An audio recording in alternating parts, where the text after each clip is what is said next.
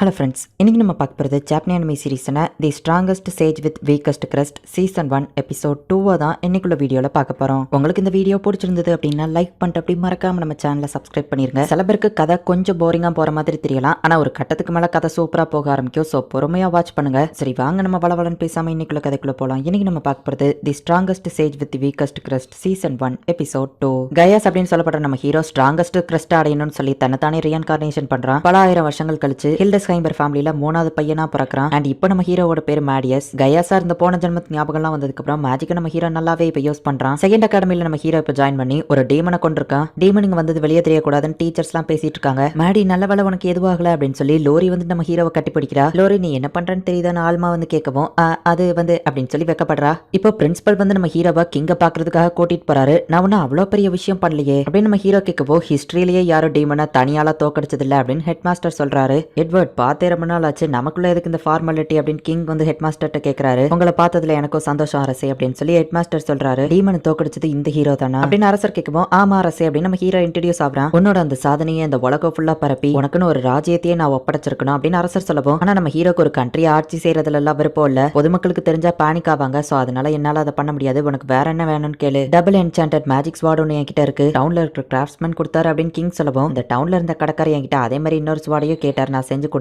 அதுதான் இதுன்னு நினைக்கிறேன் அப்படின்னு நம்ம ஹீரோ யோசிக்கிறான். ஃபேஸை பார்த்தாலே உனக்கு அதுல விருப்பம் இல்லைன்னு தெரியுது, உனக்கு என்ன வேணுமோ நீயே கேளு அப்படின்னு அவர் சொல்லவோ, இதுதான் நல்ல ஆப்பர்ச்சுனிட்டி அப்படின்னு சொல்லிட்டு டஞ்சனுக்குள்ள இருக்கிற மெட்டீரியல்ஸ் அண்ட் மினரல்ஸ் நான் கலெக்ட் பண்றதுக்கு எனக்கு பெர்மிஷன் வேணும் அப்படின்னு நம்ம ஹீரோ கேட்கறான். ஏன்னா நம்ம ஹீரோ இருந்த காலத்துல டஞ்சனுக்காக பெரிய பெரிய ராஜ்யங்களே சண்டை போட்டுக்கிடும், ஏன்னா டஞ்சனுக்குள்ள அவ்வளோ ரேர் மெட்டீரியல்ஸ் எல்லாம் கிடைக்கும், அதே மாதிரி மான்ஸ்டர்ஸோட பார்ட்ஸும் யூஸ் ஆகும் அப்படின்னு நம்ம ஹீரோ யோசிக்கிறான். அரசரும் சரி ஓகே அப்படின்னு சொல்றாரு. சோசன் ஒன்னா இருக்கிறவங்க தான் இந்த டீமன்ஸா இருக்கிற மாதிரி தெரியுது, என்னோட ராயல் நைட்ல இருக்கிறவங்க கூட சோசன் ஒன்ஸ் தான். ரீசெண்டா அதுல இருந்த ஒரு நைட் திடீர்னு காணாம போயிட்டாரு. 100 வருஷத்துக்கு முன்னாடில இருந்தே சோசன் ஒன்ஸ் இருக்காங்க அப்படின்னா அந்த கிங்டம் குள்ள டீமன்ஸ் மனுஷங்க மாதிரி வேஷம் போட்டு 100 வருஷத்துக்கு முன்னாடில இருந்தே வந்துட்டாங்க அப்படின்னு அரசர் சொல்லவும், நான் எல்லா பெரிய டீமன்ஸையும் அழிச்சிட்டு ரீஇன்கார்னேஷன் ஆனா வீக்கர் டீமன்ஸ் எப்படியோ தப்பிச்சு இவங்க தான் இது எல்லாத்தையும் பண்ணிட்டு இருக்காங்க அப்படின்னு நம்ம ஹீரோ யோசிக்கிறான். மனுஷங்க மாதிரி இருக்கிற டீமன்ஸ் நம்ம பிடிக்கிறதுக்கு ஒரு தனி செக்யூரிட்டி டீம் அமைப்புமா அப்படின்னு அரசர் கேட்கவும், இல்ல வேண்டாம் அரசே, ஏன்னா இந்நேரத்துக்கு டீமன்ஸ் மனுஷங்க மாதிரி வேஷம் போட்டது வேஸ்ட்னு நினைச்சிருப்பாங்க, அவங்களோட கோல் இப்போ டைரக்டா கிங்டம் கைப்பற்றுறதா தான் இருக்கும், என்னோட கேஸ் என்னன்னா எப்படியும் அவங்க இன்னும் 3 மாசத்துல படையை திரட்டி போர் தொடுக்க வருவாங்க அப்படின்னு நம்ம ஹீரோ சொல்லவும், ரொம்பவும் கம்மியான டைம் தான் நம்ம கிட்ட இருக்கு அப்படின்னா கிங்டமோட செக்யூரிட்டி எப்படி டைட் பண்றது அப்படின்னு அரசர் யோசிக்கவோ, இல்ல நமக்கு அது அதிகமான டைம் தான், இந்த கிங்டமையே கவர் பண்ற லெவலுக்கு நான் ஒரு மேஜிக்கல் பேரியரை கிரியேட் பண்றேன், நமக்கு அதுக்கு ஜஸ்ட் 1 மாசம் தான் தேவைப்படும், செகண்ட் அகாடமி ஸ்டூடெண்ட்ஸ் எல்லாரும் சேர்ந்து ஒர்க் பண்ணா இதை முடிச்சிடலாம், அண்ட் வேர்லெஸ் கேஸ்டிங் பிராக்டிஸ் பண்றதுக்கு எங்களுக்கு பெர்மிஷன் வேணும் அப்படின்னு நம்ம ஹீரோ கேட்கவும், அரசர் ஓகே அப்படின்னு சொல்றாரு. நம்ம ஹீரோக்கு இப்போ கிங்டமோட ட்ரெஷர் ரூம்குள்ள போறதுக்கு பெர்மிஷன் கொடுத்து அந்த பேரியரை கிரியேட் பண்றதுக்கோ இல்லன்னா நம்ம ஹீரோவோட பர்சனல் யூஸ்க்கோ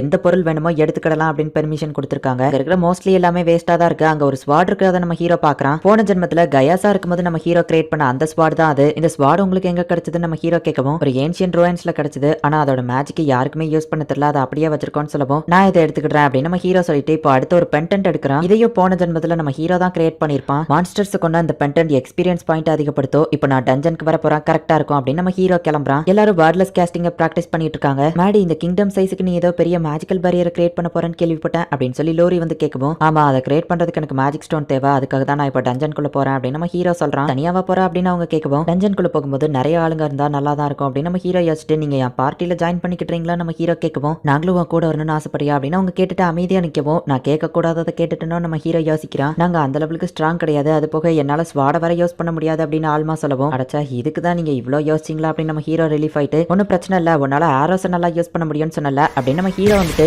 ஆரோல மேஜிக் யூஸ் பண்ணா எவ்வளவு பவர்ஃபுல்லா இருக்கும்னு காமிக்கிறான். உன்னோட கிரஸ்ட் ஆஃப் ஸ்டாண்டர்ட் இதுதான் உனக்கு பெர்ஃபெக்ட்டா இருக்கும் நம்ம ஹீரோ சொல்றான். அவ்வளவு சரி ஓகே அப்படின்னு சொல்றா. மேடி எனக்கும் இதே மாதிரி கத்துக்கூட நானும் ஸ்ட்ராங் ஆகணும் அப்படின்னு லோரி சொல்லவும், உன்னோட கிரியேஷன் மேஜிக் உனக்கு என்சார்ட்மெண்ட் கரெக்டா இருக்கும், கண்டிப்பா அதுதான் உனக்கு பெர்ஃபெக்ட்டா இருக்கும் நம்ம ஹீரோ சொல்லவோ, சரி அப்படின்னா அது சீக்கிரம் கத்துக்கூட அப்படின்னு சொல்றா. சரி கத்து தரேன் நம்ம ஹீரோ சொல்லவோ, ரொம்பவும் தேங்க்ஸ் அப்படின்னு நம்ம ஹீரோவோட கையை பிடிக்கிறா. லோரி நீ என்ன பண்றன்னு தெரியுதுன்னு ஆல்மா சொல்லவும், அவங்க 2 பேரும் உடனே வைக்கப்படுறாங்க. என்னோட 4th கிரஸ்ட் ஃபைட்டிங்க்கு பெர்ஃபெக்ட்டா இருக்கும், லோரியோட கிரியேஷன் மேஜிக்கும் ஆல்மாவோட ஸ்ட்ரென்த்தும் கண்டிப்பா ஹெல்ப்ஃபுல்லா இருக்கும், சரி வாங்க டஞ்சனுக்கு போலாம் அப்படின்னு நம்ம ஹீரோ கூட்டிட்டு போறான். டஞ்சனோட ஃபர்ஸ்ட் ஃப்ளோர்ல ரொம்பவும் சிம்பிளான மான்ஸ்டர்ஸ் தான் இருக்கும். இதை வந்துருது அப்படின்னு நம்ம ஹீரோ போயிட்டு ஒரு குட்டி மான்ஸ்டர் எடுத்துட்டு வந்து இதை வச்சு நீங்க ட்ரைனிங் எடுங்க அப்படின்னு சொல்லி நம்ம ஹீரோ அதை தூரமா வச்சுட்டு இதை ஏம் பண்ணி ஆடி அப்படின்னு சொல்றான். அதோட ஷெல்ஸ் ரொம்பவும் ஸ்ட்ராங்கா இருக்கு, இந்த ஆரோஸ் அதை எதுவுமே பண்ணாதுப்பா அப்படின்னு சொல்லி ஆல்மா சொல்றா. நீ எப்பவும் போல மேஜிக் கேஸ் பண்ணு, ஆனா அந்த ஆரோல அந்த பவர் இருக்குதா நினைச்சுக்கோ நம்ம ஹீரோ சொல்லுவோம். அதே மாதிரி அவ்வளவு பண்ணி ஈஸியா அந்த மான்ஸ்டரை கொண்டுருதா. சரி இப்போ இதே தான் பண்ண போறா, ஆனா கொஞ்சம் டிஃப்ரெண்டா, ஆரோவோட ஒரு எண்ட்ல ஒரு த்ரெட் இருக்கிற மாதிரி நினைச்சுக்கோ, இன்னொரு எண்டு உன்னோட கையில இருக்கிற மாதிரி நினைச்சுக்கோ, இப்போ அதை ஷூட் பண்ணு அப்படின்னு நம்ம ஹீரோ சொல்றான். அவ ஸ்ட்ரைட்டா ஷூட் பண்றா, ஆனா அது நம்ம ஹீரோ கால் பக்கத்துல இருக்க ஒரு மான்ஸ்டர் போய் அட்டாக் பண்ணுது. ஆரோ எப்படி கரெக்டா டைரக்ஷன் மாறிச்சு அப்படின்னு லோரி கேட்கவும், இதுதான் த்ரெட் கைடட் என்சான்மெண்ட். டைரக்டா அது மான்ஸ்டர் இருக்கிற இடத்த போய் அட்டாக் பண்ணும். ஒரே ஆரோல 2 மான்ஸ்டர்ஸ் கொல்ற வரைக்கும் நீ பிராக்டிஸ் பண்ண அப்படின்னு நம்ம ஹீரோ சொல்றான். அவ்வளவு சரி ஓகேன்னு கிளம்புறா. மான்ஸ்டர் செத்ததுக்கு அப்புறமா மேஜி ஸ்டோன் வர அதை கலெக்ட் பண்ண மறந்துடாத. பேரியரை கிரியேட் பண்ண அதுதான் நமக்கு தேவை அப்படின்னு நம்ம ஹீரோ சொல்லி அனுப்புறான். லோரி உனக்கு சொல்லி தரதுக்கு முன்னாடி வேற ஒரு விஷயத்தை நான் உனக்கு கத்து கொடுக்கணும் அப்படின்னு நம்ம ஹீரோ அவளை கூட்டிட்டு போறான். நீ சண்டை போடுறதுக்கு முன்னாடி உன்னோட வெப்பன்ஸ் எப்படி நீயே மேக் பண்ணி அதை என்சான் பண்றதுங்கிறத நான் உனக்கு கத்து தரேன் அப்படின்னு சொல்லி அந்த டஞ்சனோட வாலை உடைக்கிறான். இதுல இருக்கிற மினரல்ஸ் நம்ம மேஜிக் மூலியமா பிரிச்செடுத்து தான் உன்னோட வெப்பனை கிரியேட் பண்ண போறோம் அப்படின்னு சொல்லி அதை எப்படி பண்றதுன்னு அவளுக்கு கத்து கொடுக்குறான். மேஜிக் மூலியமா அதை ஒரு கீ கிறிஸ்டல் ஃபார்முக்கு மாத்தி அதை பவுடரா மாத்தி அயன் அண்ட் மித்ரால லோரி ரெடி பண்றா. நம்ம அந்த பேரியரை கிரியேட் பண்றதுக்கு இதுவும் நமக்கு அவசியம் தான். சரி இப்போ இதுல உன்னோட வெப்பனை ரெடி பண்றது அப்படின்னு கத்து தரேன் அப்படின்னு நம்ம ஹீரோ கத்து கொடுக்குறான். நீ உண்மையிலேயே ஒரு இன்டெலிஜென்ட் மேடி அப்படின்னு நம்ம ஹீரோவை பாராட்டுறா. ஒரே ஆரோல 3 மான்ஸ்டர்ஸ் கொல்றதுக்கு ஆல்மா கத்துக்கிட்டா. லோரி எவ்வளவு இம்ப்ரூவ் ஆயிருக்கான்னு பாப்பா அப்படின்னு அவ வந்து பார்த்தா. லோரி அவளே இப்போ ஒரு ஸ்ட்ராங்கான ஸ்வாட கிரியேட் பண்ணி அதை என்சான் பண்ணவும் கத்துக்கிட்டா. இப்போ ஆல்மாக்கு ஒரு ஆர்மரியும் அவ ரெடி பண்ணி கொடுக்குறா. லோரி நீ உண்மையிலேயே சூப்பரா கிரியேட் பண்றேன்னு சொல்லவும் மேடி தான் எனக்கு கத்து கொடுத்தா அவனை தான் பாராட்டணும்னு லோரி சொல்றா.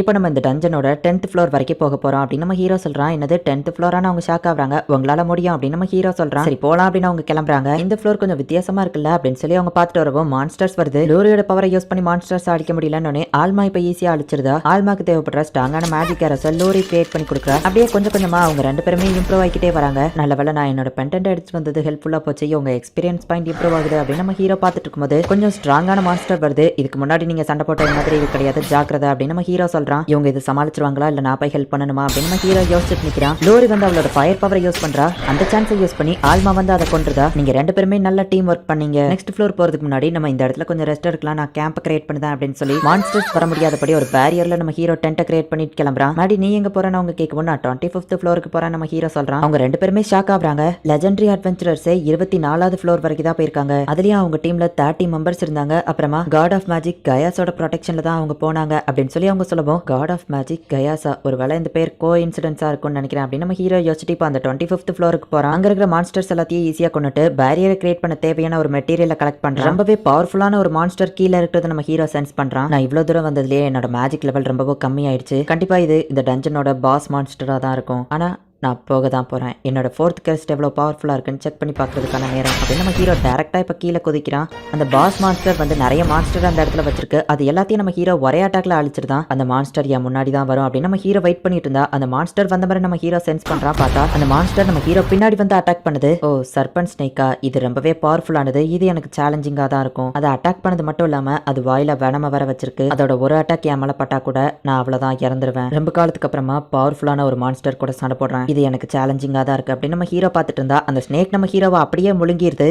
நம்ம ஹீரோ அதோட உடம்புக்குள்ள இருந்துட்டு மேஜிக் யூஸ் பண்ணி அதை வெடிக்க வைக்கிறான். இப்போ நம்ம ஹீரோ அதுக்குள்ள இருந்து வெளியே வந்திருக்கான். ஆனா அப்பவும் அந்த ஸ்னேக் விட்டு கொடுக்கறதா இல்ல. ஹீரோ அவன் ஸ்வாட்ல என்சான்மெண்ட் யூஸ் பண்ணி அதோட உடம்பையே 2ஆ கிழிக்கிறான். ஓ நீ இப்பவும் விட்டு கொடுக்கறதா இல்லையா? அந்த காலத்துல ஃபேமஸா இருந்த ஒரு டெக்னிக் நான் யூஸ் பண்ண வேண்டியதான். மானா ஸ்டோனை ட்ரை பண்ணா அது அப்படியே காத்துல அந்த இடம் ஃபுல்லா பரவும். மொத்த மானா பவரையோ என்னோட ஸ்வாட்ல சேனல் பண்ணி ஒரே இடத்துக்கு கொண்டு வந்தா அது ரொம்பவும் பவர்ஃபுல்லா இருக்கும் அப்படின்னு நம்ம ஹீரோ அட்டாக் பண்றான். அந்த ஒரு அட்டாக் அந்த டஞ்சனே மொத்தமா அதிருது. பவர்ஃபுல்லான ஒரு மேஜிக்கல் அட்டாக் நான் சென்ஸ் பண்ணேன் அப்படின்னு ஒரு டீமன் சொல்லவும் இந்த காலத்துல இருக்கிற ஹியூமன்ஸ் எல்லாம் இதை பண்ணவே முடியாது, இதை வேற ஏதோ ஒரு மான்ஸ்டர் பண்ணிருக்கு அப்படின்னு சொல்லி இன்னொரு டீமன் சொல்லுது. மாடி அது என்ன சத்தம் அப்படின்னு லோரி கேட்கவும் நான் ஒரு பவர்ஃபுல்லான மான்ஸ்டரை கொன்னேன் அப்படின்னு நம்ம ஹீரோ அந்த மான்ஸ்டரை காமிச்சா அவங்க 2 பேரும் ஷாக் ஆகி கதறாங்க. இந்த இடத்துலயே இந்த எபிசோட் முடியுது. நம்ம ஹீரோ ரொம்பவும் ஸ்ட்ராங் அண்ட் பவர்ஃபுல் அப்படிங்கிறதுனால கதை இப்போதைக்கு கொஞ்சம் உங்களுக்கு நார்மலாவோ போரிங்கா போற மாதிரி கூட தெரியலாம். பட் ஆனா ஒரு கட்டத்துக்கு மேல கதை கொஞ்சம் சூப்பரா இன்ட்ரெஸ்டிங்கா போக ஆரம்பிக்கும். சோ பொறுமையா வெயிட் பண்ணி வாட்ச் பண்ணுங்க. அண்ட் உங்களுக்கு இந்த வீடியோ பிடிச்சிருந்தது அப்படின்னா லைக் பண்ணிட்டு அப்படி மறக்காம நம்ம சேனலை சப்ஸ்கிரைப் பண்ணிருங்க. தேங்க்யூ ஃபார் வாட்சிங். Bye guys. நெக்ஸ்ட் எபிசோட்ல மீட் பண்ணலாம்.